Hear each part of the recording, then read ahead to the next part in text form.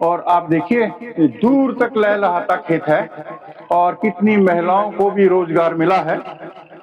ये सब काट रहे हैं। सभी किसान भाइयों को नमस्कार साथियों। इस समय मैं गांगर गांव में हूं और यहाँ पर धनिये की हो रही है कटाई। आज तारीख हो गई है 11 नवंबर 2025 और मेरे साथ हैं श्री भीम सिंह जी।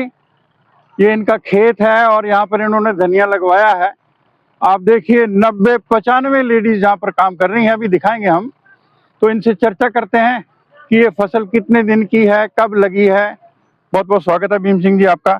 आप जरा दर्शकों को बताएं कि ये पहले तो जमीन को तैयार किया, पहले तो जुताई की जी, तैयार किया जमीन को जी, फिर इसको तैयार करके मशीन के द्वारा बिजाई की इसकी 20-25 ये जो नालियां बनी है, ये जो खाल नाल बनी है, मशीन से बनाई गई, ऑटोमेटिक बन जाती है। ऑटोमेटिक मशीन ही बिजाई करेगी और मशीन में ही खाद बीज गिर देंगे। हाँ, 1 कट्टा डीएपी का और 20-25 किलो बीज गिर देंगे, उससे बिजाई हो जाएगी।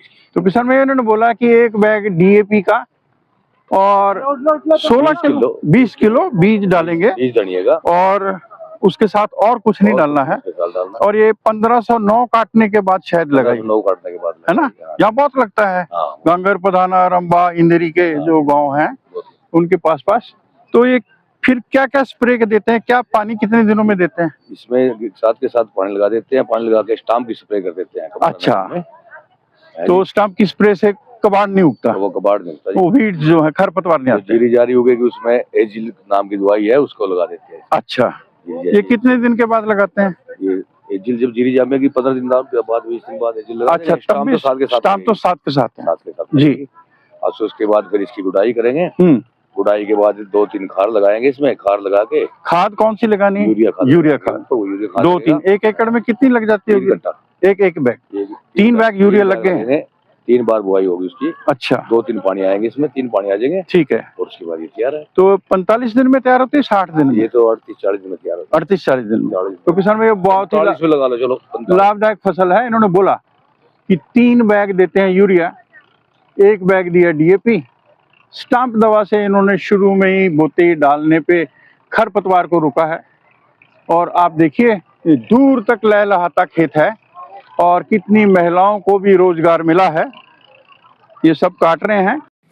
किसान भाइयों, खेती संबंधित गेहूं, धान, सरसों, चना और धनिये की खेती के लिए आप चैनल को सब्सक्राइब जरूर कर लें।